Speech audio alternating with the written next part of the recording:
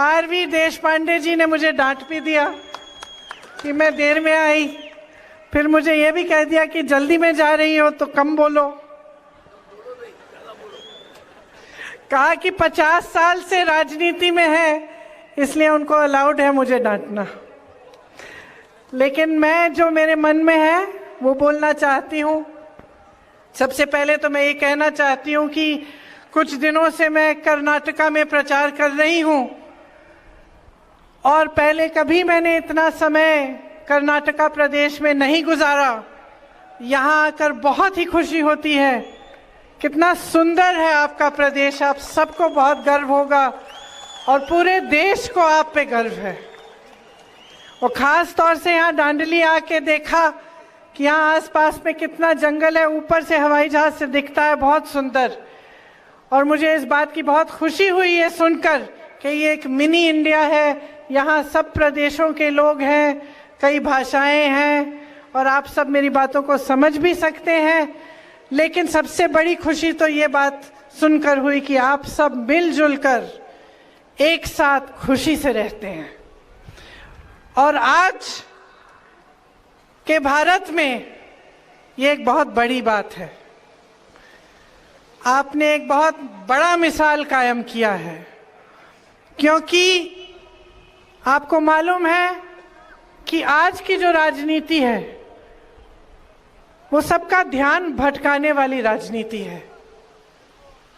जितने भी नेता भाजपा के आपके सामने आते हैं उनका ये प्रयास होता है कि चुनाव के समय हम अलग अलग कौन से मुद्दे ले आए लोगों के सामने कि लोग अपने जज्बातों के आधार पर हमें वोट दे दें। और मेरी सबसे बड़ी शिकायत यही रहती है कि जो चुनाव है वो आपके मुद्दे पे होना चाहिए। आपके मुद्दे क्या हैं? अभी मैं इससे पहले वाली मीटिंग में एक महिला से मिली और मैंने पूछा, जीवन कैसा है, क्या क्या करती हो, महंगाई है, बच्चों के रोजगार है, क्या स्थिति है तुम्हारी?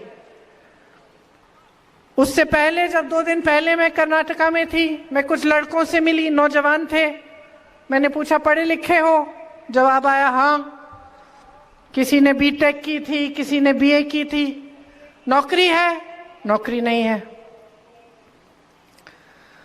तो देखिए, आप पब्लिक हो, हम सब आपके सामने आते हैं।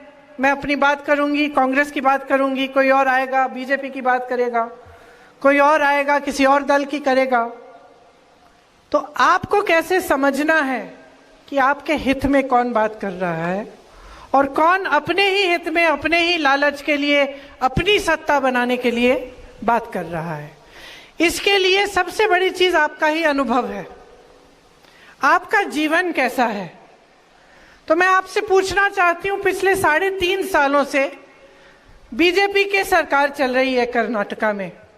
कुछ दिनों पहले मैं टीवी देख रही थी, मैंने देखा कि गृह मंत्री जी आए थे। उन्होंने 4 उम्मीदवारों को, बीजेपी के उम्मीदवारों को इसी तरह से मंच पे खड़ा किया और मंच पे खड़ा करके ये कह रहे थे, कर्नाटका की जनता, आप अपने प्रदेश को हमारे हवाले कर दो, इनको छोड़ दो, हमारे हवाले करो, मोदी जी के हवाले करो। तो मेरे मन में ये बात आई कि पिछले 3.5 सालों के लिए किसके हवाले था? क्या बीजेपी के हवाले नहीं था? क्या इनकी सरकार नहीं है? और परिस्थितियां क्या है? आज महंगाई इतनी हो गई है, आपको गैस सिलेंडर 1200 रुपए में मिल रहा है, दाल नहीं खरीद पाते, अन्न नहीं खरीद पाते, बच्चों की स्कूल की फीस महंगी है, जहां देखो वहां जीएसटी है। छोटे छोटे जो मेरे दुकानदार भाई बहन हैं क्या करते हैं? हर चीज पे पहले तो नोटबंदी आई, उसके बाद जीएसटी। महंगाई इतनी बढ़ चुकी है कि आप गुजारा नहीं कर पा रहे हैं। नौजवान कितने हैं यहाँ? हाथ उठा के दिखाओ। नौजवान ही उठाना, पता चला बुजुर्गों ने भी उठा लिया हाथ। आप में से कितने बेरोजगार हैं बताइए, हाथ उठाइए। काफी? आप में से कितनों को सरकार ने नौकरी दी है 3.5 सालों में? किसी को नहीं दी। अब आपको मालूम होगा कि 2.5 लाख रोजगार खाली पड़े हैं। सरकार के 2.5 लाख पद खाली हैं। इसका मतलब है कि आपको रोजगार मिल सकते थे, लेकिन आपको नहीं दिए गए। आपके माँ बाप ने मेहनत करके ईमानदारी से आपको शिक्षित किया। शिक्षित तो तमाम है नौजवान यहाँ कर्नाटका के, लेकिन आपको रोजगार नहीं मिल रहा। तो महंगाई बढ़ रही है, टैक्स बढ़ रहे हैं, किसानों को फसल का दाम नहीं मिल रहा है। जहां गन्ने का किसान है वो रो रहा है, जहां कपास का किसान है वो रो रहा है, उनको दाम नहीं मिलते सही। और जो भी उनको इस्तेमाल करना पड़ता है किसानी खेती करने के लिए, उस पे भी जीएसटी है। कोई बड़े संस्था नहीं बनाई है, कोई नए नए अस्पताल नहीं बनाए हैं, शिक्षा के नए नए केंद्र नहीं बनाए हैं। जो है वो पहले बनाया गया था। अभी मैं यहाँ आ रही थी, मुझे बताया गया था कि मनरेगा ने कितना फायदा किया, कि जो कांग्रेस की ये योजना थी उससे ही कोविड के दौरान आपका गुजारा हुआ। और आज परिस्थितियां ये हैं कि आपके लिए कोई योजना नहीं है। और जो हमने शुरू की थी, जैसे अन्न भाग्य वाली योजना, जिसमें आपको अन्न मिलता था मुफ्त का, आज मैं जिस महिला से मिली मुझे बता रही थी कि वो जो चावल मिलती है वो खा ही नहीं सकती, उसमें मिलावट है। तो ये परिस्थितियां हैं आज। आप मेहनत से कमाते हो, ईमानदारी से काम करते हो, अपने बच्चों की परवरिश करते हो, क्योंकि आप चाहते हो कि आपका भविष्य मजबूत बने। आपका एक ऐसा प्रदेश है जिसमें सब कुछ है। मुझे याद है मेरे पिताजी कहते थे, जब मैं 16-17 साल की थी, वो कहते थे कि बेंगलोर, हैदराबाद जैसी शहरें दुनिया में प्रसिद्ध हो सकती हैं। उस समय किसी को समझ नहीं थी इन बातों की, तो हम पूछते थे कि कैसे? तो उन्होंने कहा कि अंग्रेजी इंग्लिश बोलने वाले लोग और शिक्षित लोग इतने हैं बेंगलुरु में कि यहाँ पे टेक और जो भविष्य का काम है सबसे ज्यादा हो सकता है। आज वही हो रहा है, क्योंकि किसी की ऐसी सोच थी उस समय कि आपको कैसे आगे बढ़ाया जाए। तो हम जब चुनाव में इस तरह से आप लोग आते हो हमारी बातें सुनने के लिए, तो आपको ये समझना चाहिए कि जो सरकार आप बनाने जा रहे हो, इसकी आपके जीवन में क्या भूमिका रहेगी। अगर सरकार अच्छी होती है तो बहुत ऐसी चीजें हैं जिनमें आपको सुविधा मिलती है, चाहे वो बच्चों की शिक्षा हो, चाहे इंफ्रास्ट्रक्चर हो, चाहे नए रोजगार हो, चाहे किसानों के लिए स्कीम्स, या छोटे दुकानदारों, छोटे बिजनेसों के लिए मजबूत करने के लिए जो स्कीम्स हो। बहुत सारी ऐसी चीजें हैं जो एक ईमानदार और अच्छी सरकार कर सकती है। लेकिन आज 3.5 साल से भाजपा की सरकार चल रही है, और आपको तो मालूम होगा कि हमने उसको एक नाम दिया है, 40% सरकारा। 40% सरकारा का क्या मतलब है? मतलब है कि 40% आपको लूट रही है। हमने एक अनुमान बनाया, कर्नाटका प्रदेश से इस सरकार ने 1.5 लाख करोड़ रुपए लूटे हैं। आप सोच सकते हैं 1.5 लाख करोड़ रुपए आपसे लूटे गए हैं। कैसे? हर पोस्ट, हर पद के लिए रिश्वत, हर भर्ती के एग्जाम में घोटाला, हर प्रोजेक्ट में 40% ले रहे हैं, कॉन्ट्रैक्टर्स आत्महत्या कर रहे हैं, चिट्ठी लिखते हैं प्रधानमंत्री को कॉन्ट्रैक्टर्स, स्कूल के मैनेजमेंट एसोसिएशन, प्रधानमंत्री जवाब ही नहीं देते। एमएलए के बच्चे पकड़े जाते हैं, उनके घर में 8-8 करोड़ कैश पड़ी है, उन पे कोई कार्रवाई नहीं होती। उसके बजाय उनके पिताजी एक परेड निकालते हैं ये कहने के लिए कि तुम हमें छू नहीं सकते। हम भ्रष्टाचार सिर्फ करेंगे नहीं, खुल के करेंगे, सिर्फ लूटेंगे नहीं, खुल के लूटेंगे, तुम कुछ नहीं कर सकते। ये कहा जा रहा है आज आपको कि आपको लूट सकते हैं, आपको धोखा दे सकते हैं और आप कुछ नहीं कर सकते। तो मैं यहां किस लिए आई हूं? मैं आपसे ये कहने आई हूं कि आप कुछ कर सकते हैं इसके बारे में, आप बदलाव ला सकते हैं, आप अपने भविष्य को बना सकते हैं। निकाल दीजिए इनको। आपको हर स्तर पर लूटा है। ये 1.5 लाख करोड़ रुपए, इनसे 100 एम्स बन सकते थे आपके लिए। जाने कितने किलोमीटर मेट्रो बन सकती थी, कितने हजारों किलोमीटर सड़कें बन सकती थी, अस्पताल बन सकते थे, शिक्षा के संस्थान बन सकते थे। और कहां गए ये पैसे? लूट के कहां गए? किसकी जेब में है, किसके घरों में है? आपको सब कुछ दिख रहा है। आपको मन बनाना है कि आप किस तरह की राजनीति इस देश में चाहते हैं। यहां आकर एक जाति को दूसरी जाति के खिलाफ करना, एक धर्म को दूसरे धर्म के खिलाफ करना, चुनाव के समय अचानक ऐसे मुद्दे निकालना जिस पे आपके जज्बात हिल जाएंगे, आप उनके पक्ष में वोट दे देंगे, लेकिन आप फिर एक बड़ा मौका खो रहे हैं। अगर आप इनकी बातों में पड़ेंगे और आप ऐसे नेताओं को बार बार आगे बढ़ाएंगे जो आपके मुद्दों की बात ना करें और सिर्फ फिजूल के मुद्दे उठाते रहें, तो नुकसान आप ही का होगा। आज आपके मुद्दे, जैसे मैंने कहा, क्या है? महंगाई का बहुत मुद्दा है। कांग्रेस कह रही है कि अगर आप कांग्रेस की सरकार लाएंगे तो महंगाई पे रोक लाएंगे, और सिर्फ ये नहीं, आपकी मदद करेंगे। आज मेरी बहनें जो सारी वहां पे बैठी हैं, कितना संघर्ष करती हो आप। घर भी चलाती हो, जॉब भी करती हो, खेती भी करती हो, घर आके सबका देखभाल भी करती हो। सबसे बड़ा बोझ समाज कर आपके कंधों पे है, और सबसे कम सहायता समाज आपको देता है ना? तो कांग्रेस कह रही है कि इतनी महंगाई से सबसे ज्यादा कौन जूझा है? मेरी बहनें जो घर संभालती हैं। तो हम चाहते हैं कि हर महीने गृहस्थ महिलाओं को 2000 रुपए प्रति माह मिलना चाहिए, हर महीने मिलना चाहिए। हम करवाएंगे ये।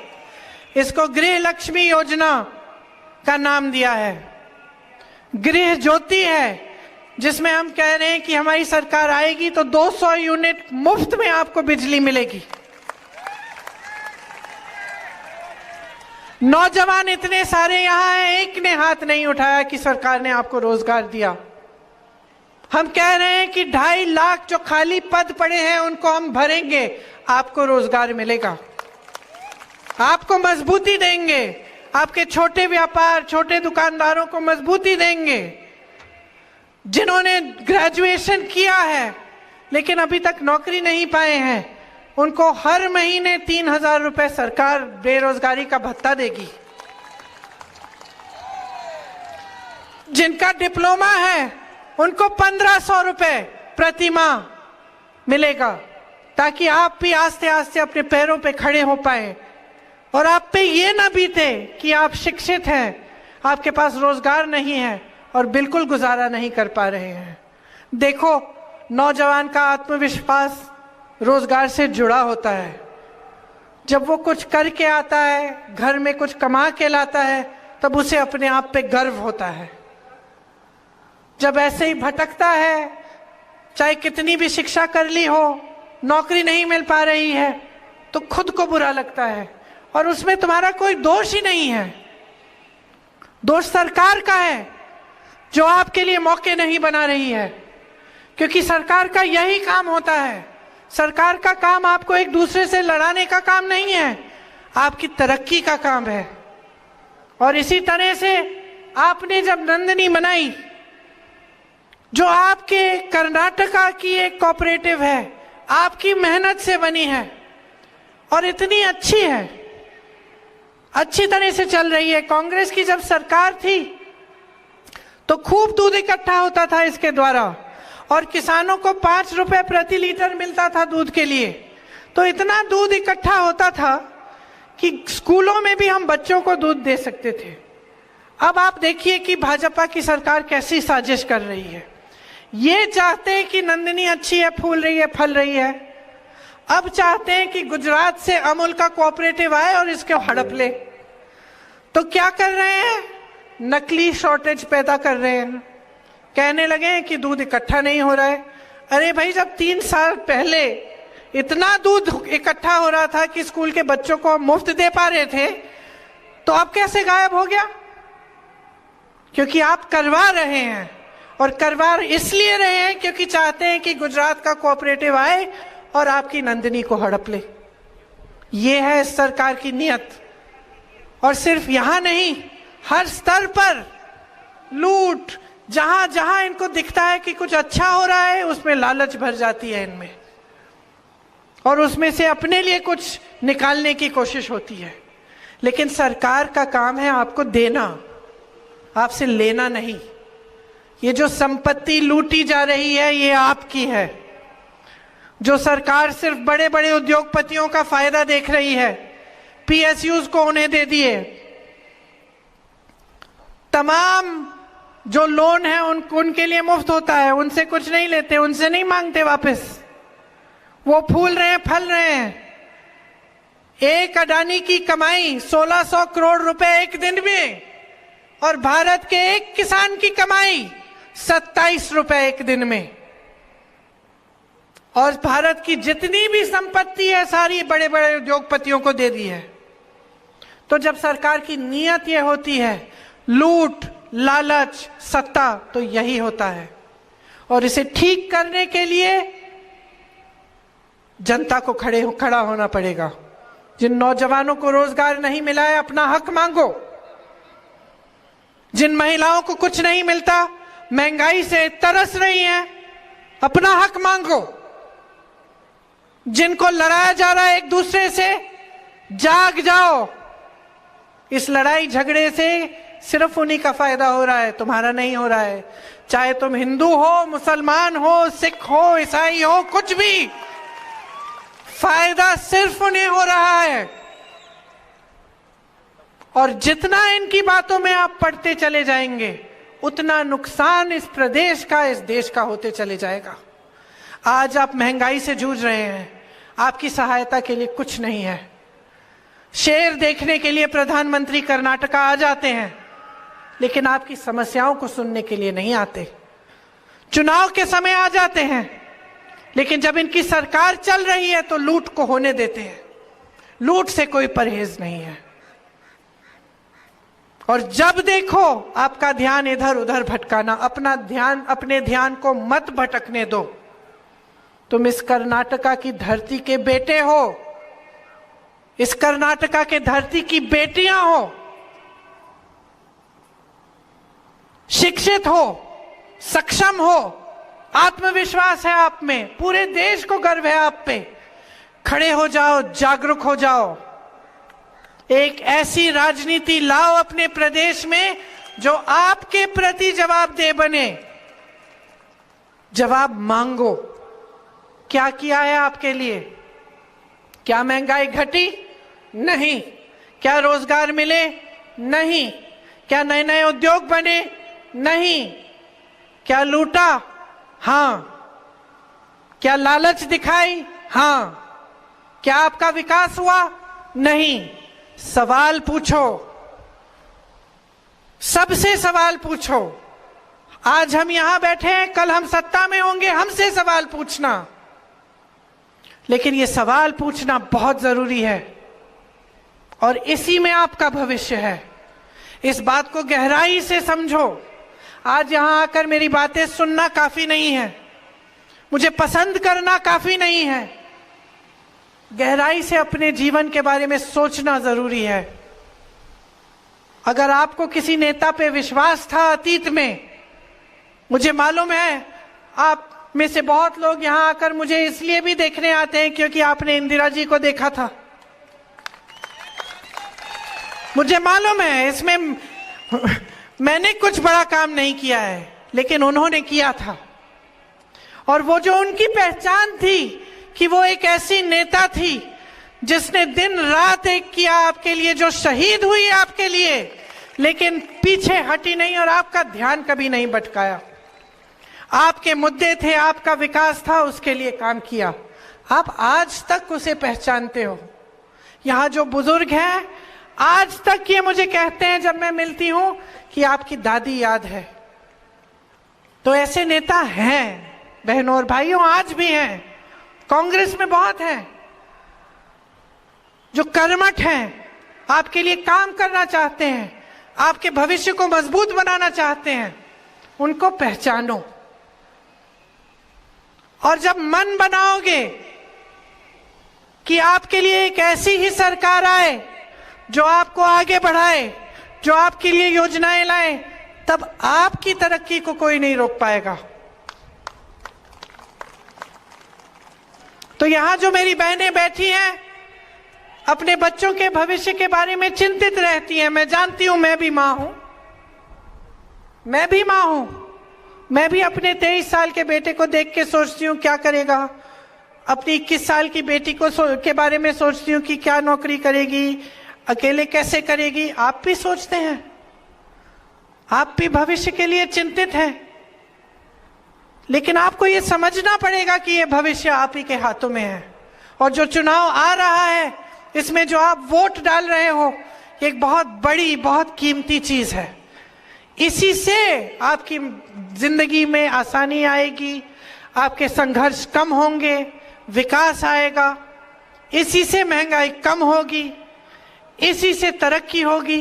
ये बात आप समझ लीजिए। तो बार बार मैं ये दोहरा रही हूं कि आपका प्रदेश एक ऐसा प्रदेश है जिसको श्री नारायण गुरु जी, श्री बसवन्ना जी जैसे महात्माओं ने सींचा। उनकी शिक्षा, उनसे आपकी परवरिश हुई है। आपकी संस्कृति, आपकी सभ्यता महान है। और ये संस्कृति, ये सभ्यता आपको एक ही चीज बताती है, सत्य के मार्ग पर चलो और जागरूक हो। उन्हीं का सपना था, उन्हीं का सपना था कि ऐसी सरकारें बने आपके लिए, लोग ऐसे लोग राज करें जो आपके लिए, पब्लिक के लिए समर्पित रहे। और वही सपना आपका ही होगा, क्योंकि कोई संघर्ष चाहता नहीं है, कोई महंगाई में जूझना नहीं चाहता, कोई नहीं चाहता कि अपने बच्चे को बड़ा करे, शिक्षित करे, इतनी मेहनत करके आगे बढ़ाए और फिर बच्चा ऐसे ही भटक रहा है, उसके लिए नौकरी नहीं है, कोई नहीं चाहता। इसीलिए इस बहुत महत्वपूर्ण मौके को समझिए और जब आप वोट डालने जाएंगे तो अपने पक्ष में वोट दीजिए, अपने भविष्य के लिए, अपने कर्नाटका के लिए, अपने प्रदेश के गर्व के लिए। आपने देखा होगा कि किस तरह की बातें उठती हैं। आरक्षण की बात हुई, आपको बताया गया कि आरक्षण बढ़ाया जाएगा। कर्नाटका में बहुत सारे एड्स भी डाले, बहुत सारी बातें की। वही सरकार भाजपा की कर्नाटका में, भाजपा की केंद्र में कुछ नहीं किया। 9th शेड्यूल में डालना था, नहीं डाला। तो कैसा आरक्षण बढ़ाएंगे? यहां पे झूठ, वहां पे रोक। तो पहचान लीजिए कि आपके सामने क्या है। बहुत समय से ये राजनीति चल रही है देश में, अब बहुत फूट फैला दी, बहुत गुस्सा चढ़ा दिया लोगों को, बहुत महंगाई दे दी आपको। और आपको इसी तरह से रखने के लिए उनका फायदा होता है। अगर आप बेरोजगार हैं, आप नाराज रहेंगे। अगर नौजवान में गुस्सा होता है, उसमें गुस्सा बहुत आसानी से भटकाया जा सकता है, बहुत आसानी से कहा जा सकता है कि भाई तुम्हें ये नहीं मिल रहा है, उसकी वजह से जाओ उससे लड़ो। तो आपको बेरोजगार रखना, आपको गरीब रखना, आपको त्रस्त रखना, आपको संघर्ष में रखना, किसी का फायदा हो रहा है इससे, कोई जानबूझ के कर रहा है। खड़े हो जाओ, मत करने दो, अपना भविष्य खुद बनाओ। सारी पार्टियों के स्कीम्स देखो, सारों की गारंटी, सारों के वचन देखो। ये देखो कि किसने अपना वचन निभाया, किसने अपना वचन तोड़ा। आज कांग्रेस की सरकारें राजस्थान में, छत्तीसगढ़ में, हिमाचल में एक एक वचन रखने का काम कर रही हैं। पुरानी पेंशन स्कीम बोला, पुरानी पेंशन स्कीम छत्तीसगढ़, राजस्थान में लागू है। किसानों का कर्ज माफ करने की बात कही, किसानों के कर्ज माफ किए। महिलाओं को कुछ देने का ऐलान किया, वो काम शुरू हो रहा है। क्योंकि कुछ सरकारें ऐसी हैं जो खोखले वचन नहीं करती, लेकिन कुछ और हैं जो खोखले वचन करके भूल जाते हैं। आपको मालूम है बीजेपी की सरकार ने पिछले चुनाव से पहले कर्नाटका में 26 वचन किए महिलाओं को, उनमें से 24 नहीं रखे, 24 नहीं रखे, सिर्फ 2 रखे। तो आप सोच समझकर अपने आप आकलन करिए कि आपके लिए किसने काम किया है, किसने नहीं किया है। जिस महिला से मैं मिली अभी पिछले मीटिंग में, उसने मुझे बताया कि पिछली सरकार में जब कांग्रेस थी तो उसको चावल मिलती थी मुफ्त की। आज मुझे बताया कि वो खाने लायक नहीं है। तो वो जानती है ना कि पहले क्या हो रहा था, आज क्या हो रहा है। इसी तरह से अगर आपने पहले सिलेंडर कम का खरीदा, आज 1200 का खरीद रही हो, तो जानती हो ना कि क्या हो रहा है। अगर आपको शिक्षा के संस्थान मिले, आपने बच्चों की शिक्षा कराई कांग्रेस के राज में, और आज उसको नौकरी नहीं मिल रही है, तो आप जानते हो कि क्या हो रहा है। तो आपसे बड़ा विवेक किसी में नहीं है। मैं पूरा विश्वास करती हूं आपके विवेक में। मैं जानती हूं कि जब आप चुनोगे तो आप अपने लिए चुनोगे, और जब अपने लिए चुनने की बात होगी तो सिर्फ कांग्रेस का हाथ होगा। इसीलिए आप सबसे मैं आग्रह करती हूं कि आप अपने कर्नाटका को बनाने के लिए, मजबूत रखने के लिए इस चुनाव में बदलाव लाओ। क्योंकि बहुत हो चुका है, आपने बहुत सह लिया है और सहने की जरूरत नहीं है। आपको अपना भविष्य बनाना है, अपने बच्चों को आगे बढ़ाना है, और हम चाहते हैं कि कांग्रेस की सरकार आपके साथ इस भविष्य में भागीदार बने, लूट बंद हो, आपकी संपत्ति आपके हाथों में हो, और एक साथ हम आगे बढ़े कर्नाटका के गर्व के लिए और देश के गर्व के लिए। आप सबको बहुत बहुत धन्यवाद। आपने मेरी बातें सुनी। मैं क्षमा चाहती हूँ कि मुझे देर हो गई, और पता नहीं मैंने काफी बोला कि नहीं, वो तो देशमुख जी बताएंगे, देश पांडे जी बताएंगे। तो आप सबको बहुत बहुत धन्यवाद। मेरे साथ एक बार जोर से बोलिए, कर्नाटका की, कर्नाटका की।